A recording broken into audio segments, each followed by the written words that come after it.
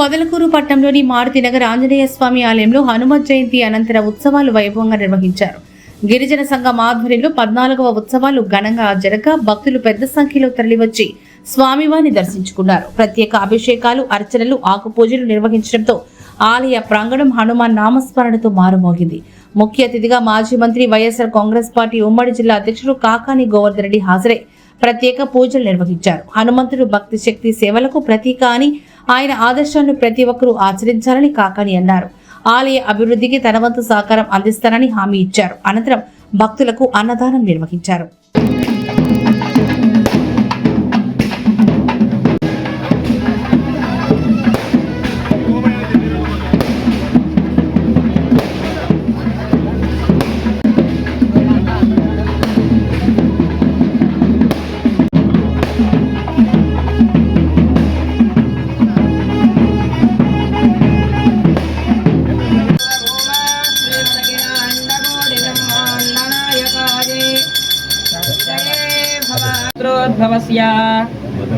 मदनपालगोत्रोद्भवस्य गोवर्धन रेड्डी नामधेयस्य विजितानां याः लक्ष्मीकान्तम्मानां याः सहकुताज्यमुदाजहार शक्रप्रविद्वान् प्रतिशश्यतस्रहातमेवं विद्वान् अमृत इह भवते नान्यः पन्थामहं जनयन्तः देवा अग्रे ददब्रुवण्यस्त्वैवं ब्राह्मणो विद्यात् तस्य देव असन्वसे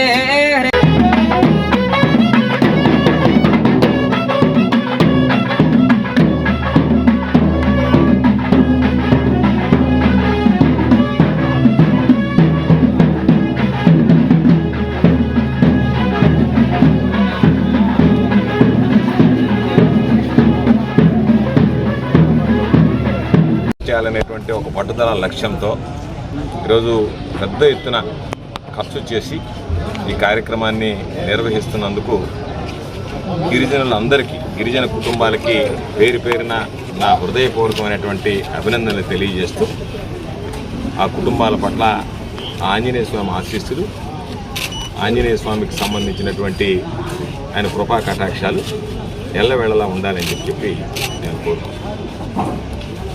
అయితే పోయినసారి ఆంజనేయ స్వామి దేవస్థానానికి నేను రావడం, దర్శించుకోవడం, ఆ రోజు అందరికీ మేలు జరగాలి అని చెప్పి చెప్పడంతో పాటు మా నాయకుడు జగన్మోహన్ రెడ్డి గారికి ఆంజనేయ స్వామి ఆశీస్సులు ఎల్లవేళలా ఉండాలి అని చెప్పి కూడా ఆ రోజు ప్రార్థించడం జరిగింది.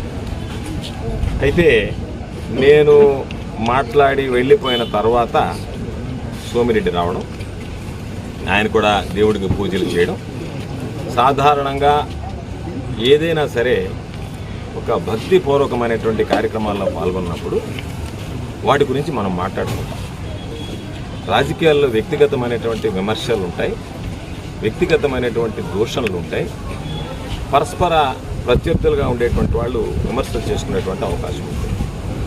కానీ దేవుడి సన్నిధిలోకి వచ్చిన తర్వాత ఆ సాంప్రదాయం, ఆ సంస్కారాన్ని పాటించి ఎవరైనా సరే దేవుని కృపా కటాక్షాలకి పాత్రులయ్యేటువంటి విధంగా మనం వ్యవహరించాలి తప్ప వాటికి భిన్నంగా వ్యవహరించడం సంస్కారం కాదు, సాంప్రదాయం కాదు. అయినా సరే వీటన్నిటినీ పక్కన పెట్టి ఆ రోజు బహుశా ఆయనకి జనం రాలేదని బాధేసిందో, ఆ రోజు 2 పోటీలు ప్రోగ్రాంలు పోటాపోటీకి జరిగాయి. మొదట నేను రావడం జరిగింది, ఆ తర్వాత ఆయన రావడం జరిగింది. జనాలు చాలామంది చెప్పారు, మీరు వచ్చినటువంటి జనాభాలో 10% కూడా రాలేదు ఆ రోజు. మరి ఆ ఆక్రోశంలో మాట్లాడాడు, దేంట్లో మాట్లాడాడు, కానీ ఆ రోజు ఒక మాట మాట్లాడి వెళ్ళాడు. ఈ భూదందాకు సంబంధించి గోవర్ధన్ రెడ్డి గారికి మంచి బుద్ధి ప్రసాదించి ఆయన ఆధీనంలో ఉండేటువంటి భూములన్నీ పేదలకు పంచాలని చెప్పి నేను ఆంజనేయ స్వామిని కోరుకుంటున్నానని చెప్పి సెలవిచ్చాను. బహుశా నేను మరలా 2వ వస్తానని అనుకోలే.